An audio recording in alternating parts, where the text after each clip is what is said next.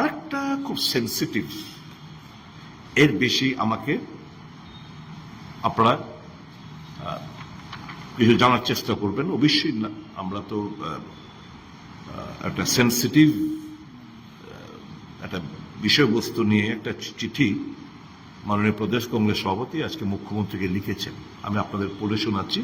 তো বিষয়বস্তুটা এর মধ্যেই আপনারা বুঝে যাবেন।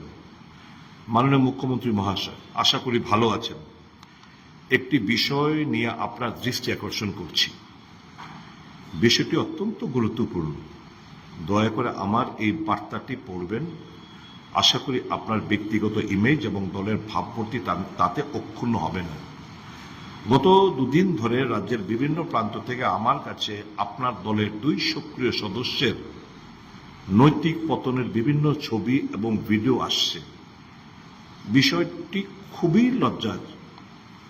আপনি শুনে আহত হবেন যে দুজনের সম্পর্কে অভিযোগ আপনি শুনে আহত হবেন যে দুজনের সম্পর্কে অভিযোগ, তাদের মধ্যে একজন ধলাই জেলার সভাধিপতি এবং আরেকজন সালামা পঞ্চায়েত সমিতির চেয়ারপারসন।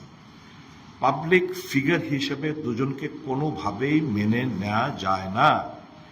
যে দায়িত্ব তাদের কাছে অর্পিত হয়েছে দলের তরফে, তা প্রতিপালন করার কোনো অধিকার তাদের দুজনের নেই। আমার অনুরোধ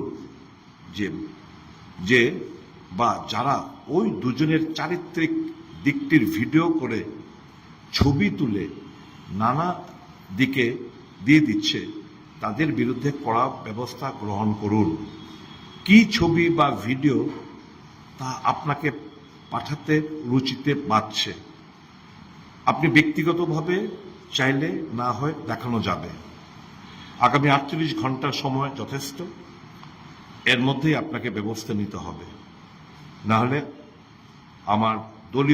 আমরা দলীয়ভাবে যা করা করব। ধন্যবাদান্তে Ashis Kumar Shah. They have lost all moral rights. যখন কৈতুর বাজার এবং দুর্গানগরের জায়গায় বাড়িঘর দাউ দাউ করে জ্বলছিল, লুটপাট চলছিল অবাধে, তখন ভারতীয় জনতা পার্টির অফিসে বসে সব চিন্তাবিদরা বসে